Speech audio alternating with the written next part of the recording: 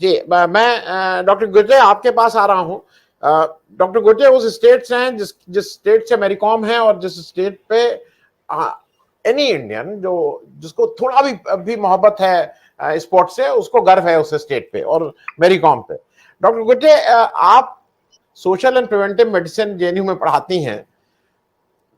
मणिपुर की preventive medicine में क्या दिक्कत हो गई? एक तो ये जरा मैं समझे कि कॉमन समस्या है। आज ये कहना कि वो मैती और उनका झगड़ा है, झगड़े तो सुलझाए जा सकते हैं, झगड़े होंगे ही, किसी भी जगह झगड़े होते हैं, किसी भी स्टेट के झगड़े होते हैं। पहली चीज की ये पहला शायद प्रायोरिटी, क्या आपको लगता है कि वायलेंस बंद होना चाहिए, उसके बाद ये सब चीजें तो सेटल हो सकती हैं अक्रॉस द टेबल? दूसरा सवाल मुझे आपसे यह है कि क्या राहुल गांधी के जाने से मामला और उलझेगा कि और सुलझेगा? Whether he will add to the problem or he will be able to solve something, at least आंसू पोंछ लेंगे। मैं दोनों चीजों को आपसे कि अभी टॉप प्रायोरिटी क्या है मणिपुर की? सबसे पहले कहना चाहूंगी आनंद वर्धन जी, बहुत बहुत धन्यवाद आपका कि आपने जो मणिपुर के यहाँ जो हम दिल्ली में बैठे हैं as a professor in the premium university, तो हमारा पक्ष सुनने को चाहा। और अभी जो मेरे पहले पाठक जी है और पटेल जी है, इन लोगों ने जो बात रखी है उसमें मैं काफी सहमत हूँ कि जैसे आप चीफ मिनिस्टर रिजिग्नेशन का बात किया था पाठक जी ने, अगर सचमुच में उनको अपने आप पे जिम्मेवार मानता है ये सब वायलेंस का जो हो रहा है, तो there is a due process जिसमें वो सीधा प्राइम मिनिस्टर के पास आके भी दे सकते हैं। इतना ड्रामा और नाटक करने का ये बहुत क्लियर वो दिखता है। तो ये जो वायलेंस है शुरू से ही बहुत ही वन साइडेड, जो अभी हम 7 दिन हो जाएगा, 3 जुलाई को 2 महीने हो जाएगा और अभी भी फ्रेश वायलेंस हो रहा है और अभी भी किलिंग्स और अभी भी मारपीट बंद हो ही नहीं रहा है। तो इससे क्लियर एक तो इंडिकेशन है कि ये जो है स्टेट स्पॉन्सर्ड वायलेंस है। और इसमें कौन बहुमत में है, तो हम देखते हैं बहुमत में जो मेइटे मेजॉरिटी है इनका ये पूरा इस चीज में जब हम बात यूज करते हैं ना, ये जो टर्म है एथनिक क्लींसिंग, तो कोई कोई कहता है ये बहुत ही स्ट्रॉन्ग टर्म है, इसको यूज करना नहीं चाहिए। पर देखा जाए अभी तक जो 7 दिन होने वाला है इसमें, और पिछले अगर हम वापस थोड़ा चले जाए कि 5-6 साल पहले जब से ये बीरेन सिंह गवर्नमेंट आए हुए, तो जो इन लोगों ने जो पॉलिसी निकाला है, जैसे कि फॉर एग्जांपल स्मार्ट सिटी के एक्सक्यूज में स्मार्ट सिटी बनाना है इम्फाल में, और उसमें प्लानिंग है जिसमें सिस्टमेटिकली इन लोगों ने जहाँ पे कुकी जोमी ट्राइब्स रहते हैं उनके घरों में लाल निशान लगाना, आइडेंटिफिकेशन मार्क करना, जो भी गवर्नमेंट क्वार्टर्स में भी रहते हैं उसमें भी आइडेंटिफिकेशन मार्क करना। तो और फिर इनका जो पॉलिसी है when it comes to land reforms, और जो भी बीरेन सिंह ने जो टर्म रखा है कि कुकी जो है इलीगल इमिग्रेंट्स है, पॉपी कल्टीवेटर्स है, ड्रग डीलर्स है, और इन लोगों ने यहाँ तक कि जो एंग्लो कुकी वार है, अगर हम इतिहास में थोड़ा पीछे जाए तो वो लोग कहते हैं इनका जो इतिहास है वो भी सब झूठा है, ये करके कुकी जोमी ट्राइब्स का जो ट्राइबल रीजन है उनका ऐसे एलिगेशंस। तो ये जो प्री प्लान स्ट्रेटेजी है उसमें जो कंट्रोवर्शियल लॉ है, अगर आप देखोगे आस्पा है, आर्म स्पेशल पावर्स एक्ट जो है वो वैली में हटाया गया है, पर उसको हिल डिस्ट्रिक्ट में, पहाड़ों में ये लागू है। और जो जितना बंदूकें हैं, आर्म्स एंड एम्यूनिशन, जो आप चुरुचानपुर डिस्ट्रिक्ट है या कांगपोकपी डिस्ट्रिक्ट है, ये सब हिल डिस्ट्रिक्ट है, तो उनमें लाइसेंस वगैरह चेक करने के लिए कलेक्ट किया गया, पर ये सारा चीज डिस्ट्रिक्ट में वैली में इम्फाल में और जो वैली डिस्ट्रिक्ट जहाँ पे मेइते का बहुमत है उसमें वो नहीं किया गया। और जब इनिशियल जब 2 दिन में जो वायलेंस हुआ, क्लैश शुरू हुआ था 3 और 4 मई को, तो जो मैंने अभी बताया, जो इन लोगों ने कुकी घरों में जो मार्क किया है ना, तो उस घर में जाके इन लोगों ने कोई भी घर इन लोगों ने छोड़ा नहीं और जला के, लूट के, और अगर मान लो वहां पे जो घर के सदस्य है, बुजुर्ग है या बच्चा है, कोई भी मिले तो उनको खत्म करना, जलाना। अगर वो कैंप कोई आर्मी कैंप या सीआरपीएफ कैंप तक पहुंच पा रहे, जो नहीं पहुंच पा रहे तो उनको मारना और जलाना। तो ये, और उनकी गाड़ियां जितना भी है और सारा चीज, तो ये 2 दिन में ही अगर हम स्टेटिस्टिक्स देखें तो 80 लोग जो कुकी जोमी ट्राइब्स के हैं, ये 2 दिन में जो इम्फाल छोड़ नहीं पा रहा है या नहीं तो कैंप में नहीं जा पा रहा है, तो उनको मारा गया है। और जो यूनिवर्सिटी में जो ट्राइबल कुकी स्टूडेंट है और मेडिकल और टेक्निकल स्टूडेंट्स है, उनको भी उनके हॉस्टल से निकाल के मारना। और ये सारा चीज जो हो रहा है ना 2 दिन में, तो ये सब चीज, इसको देखते हुए हमें, अभी आपने मेरे से सवाल किया अबाउट द सॉल्यूशन, तो सॉल्यूशन क्या हो सकता है? तो इस चीज में मुझे तो 2 चीज दिखाई देता है। एक तो हम राजनीतिक समाधान कहते हैं, जो पॉलिटिकल सॉल्यूशन है। तो एक जो अभी कुकी जोमी ट्राइब्स वो कह रहा है कि हमें सेपरेट एडमिनिस्ट्रेशन, अलग प्रशासन चाहिए हमें। तो ये जो अलग प्रशासन जो है, it can be in the form of union territory और it can be in the form of जैसे ग्रेटर मिजोरम है, क्योंकि जो साउथ डिस्ट्रिक्ट है, चुरुचानपुर डिस्ट्रिक्ट जो है, मणिपुर और मिजोरम के बॉर्डर में है। और जो जोमी है, जो हम कुकी जोमी कहते हैं, तो ये जो Mizo Zomi, it's the same thing. इसका ये मतलब है जो पीपल। तो ये लोग ग्रेटर मिजोरम चाहते हैं या नहीं तो अलग राजनीतिक समाधान किया जाए। अभी तो हम ऑलरेडी फिजिकली सेपरेटेड है, आपको कोई भी नहीं मिलेगा वैली में, अभी जाओगे कोई भी कुकी जोमी ट्राइब्स का सदस्य या कोई भी नहीं मिलेगा आपको वैली में रहते हुए, सब ने वैली छोड़ दिया। अब ये फिजिकल सेपरेशन क्लियरली हो चुका है। तो एक सॉल्यूशन हो सकता है पॉलिटिकल सॉल्यूशन, राजनीतिक समाधान, और दूसरा है लॉ एंड ऑर्डर प्रॉब्लम का सॉल्यूशन। तो ये जो चीज जब से मांग रहे हैं, अभी जो टेम्पररी पीस लाने के लिए, सिचुएशन को अंडर कंट्रोल करने के लिए हमें प्रेसिडेंट रूल इम्पोज करना चाहिए, जो तब से मोदी जी को करना चाहिए। और जो अभी मेरे आगे 2 एस्टीम स्पीकर है, इन लोगों ने भी बोला है कि कितना अगर सचमुच में आपको जो इंसानियत दिखता है, अगर आप अपने राजनीति से थोड़ा हट के अगर निकल के आए, तो आपको जो इंसानियत दिखेगा, इसमें जो राहुल गांधी ने जो कल किया था, तो उसमें लोगों के दिल में कितना वो अपनापन महसूस करवाया उसने कि हाँ, हम लोग, हम ठीक है, पूर्वी नॉर्थ ईस्टर्न रीजन में है, हमारा हिस्ट्री, हमारा इतिहास थोड़ा अलग है, हमारा शक्लें थोड़ा मेनलैंड इंडियन से आइडेंटिफाई नहीं होते। तो पर्सनल इंसिडेंसेस और एग्जाम्पल भी मेरा भी बहुत है in terms of your identity. Like when I go abroad for any kind of work or conference, I'm never identified as an Indian. I always have an identity issue. I always have to say, no, I am an Indian. तो ये चीज जो राहुल गांधी ने किया है, जाके साथ बैठ के खा के और जो अपनापन दिखाया है, that gives a very humane touch to the whole situation. तो ये जो हीलिंग प्रोसेस में आप जो सरकार, आप जो इलेक्ट करते हो, तो कुछ उम्मीद करके तो उनको सरकार में, रूलिंग गवर्नमेंट में लेके आते हो।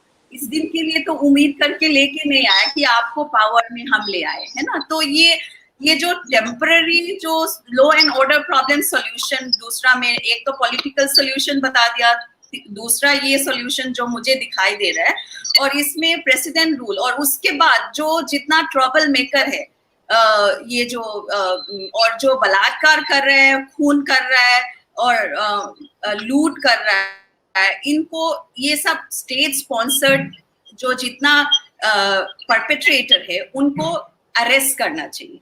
और जितना रिहैबिलिटेशन इंटरनली डिस्प्लेस्ड पीपल है, उनके रेस्पेक्टिव होम टाउन या उनके डिस्ट्रिक्ट में उनको एडेक्वेट कॉम्पेंसेशन, ताकि वो लोग दोबारा घर बनाए, दोबारा अपना जिंदगी शुरू करे।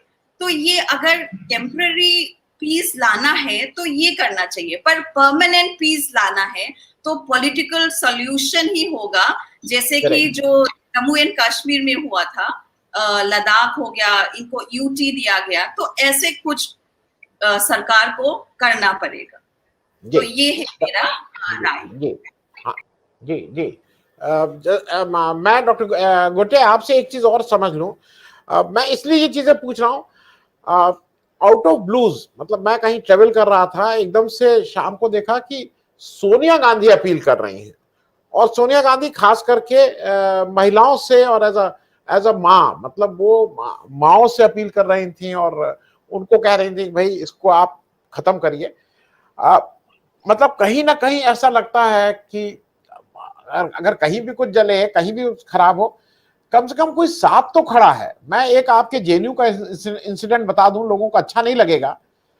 दीपिका पादुकोण आई थी, एक आपका जब बच्चों का एजिटेशन चल रहा था, कुछ स्टूडेंट यूनियन का, उसने कुछ बोला नहीं था, लेकिन मेरे लिए उसकी इज्जत बहुत बढ़ गई थी, क्योंकि वो वहां आके ये लगा कि वहां खड़ी हुई है आपके साथ, दैट्स ऑल।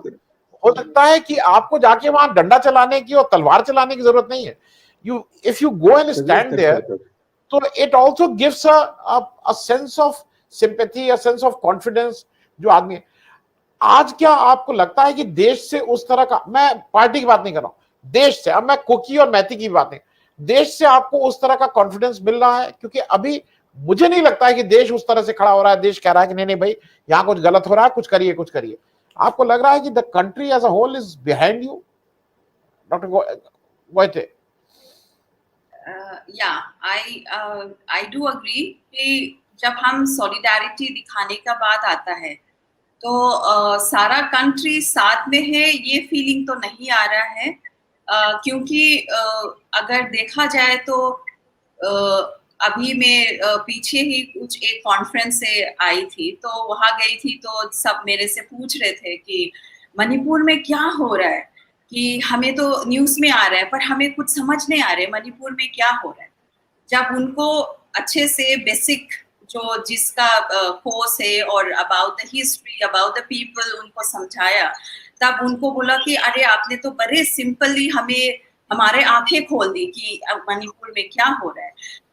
और सबका ये फीलिंग है कि कितना बुरा हो रहा है वहां पे, वायलेंस कितने दिनों से चल रहा है और हमारे सरकार कुछ भी नहीं कर रहा है। और बहुत सारे इंटेलेक्चुअल टॉक्स हो रहा था, ओडिशा का जो ट्रेन इंसिडेंट हुआ था जिसमें प्रधानमंत्री जी तुरंत से वहां गए, और वहां पे मणिपुर में जितने जान जाने जा रही है, वायलेंस हो रहा है, फिर भी वहां पे एक बार भी एक शब्द भी उसने नहीं बोला, अभी तक भी एक शब्द भी नहीं बोला।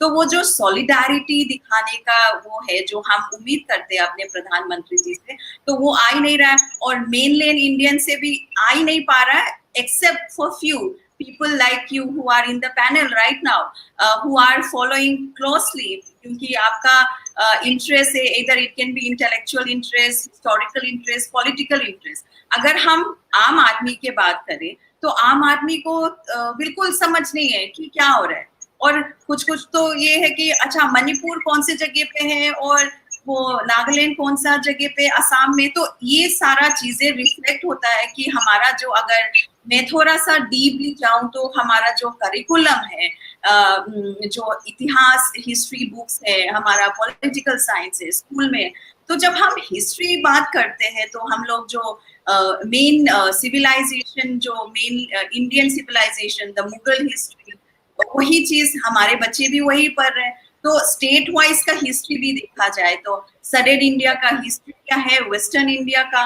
तो वो चीज हम लोग अपना न्यू एजुकेशन पॉलिसी में भी तो कोशिश किया जा रहा है कि बच्चे अपने जो भी राज्य है उसका इतिहास पढ़े और जाने। पर जब हम कलेक्टिवली बात करते हैं as a nation, India as a country, it's so diverse, and that diversity can be the strength, that diversity can be the weakness, but that entirely depends on the leader of the nation, right? तो ये जो आप वो महसूस, अगर आप मुझे personally पूछे तो वो मुझे महसूस नहीं आ रहा है अपनी खुद अपने जेएनयू कम्युनिटी में भी। जैसे आप इनिशियली जब वायलेंस हुआ था, मैंने जेएनयू सू प्रेसिडेंट से बात किया कि हम पीस प्रोटेस्ट या पीस रैली कैंपस में वो करते हैं, ये जो हो रहा है ये बिल्कुल it's oppressed by the majority of the minority population over there.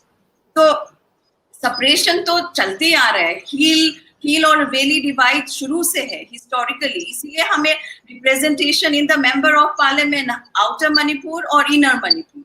So there is a clear divide. There is always a divide in terms of culture, in terms of languages, in terms of your history.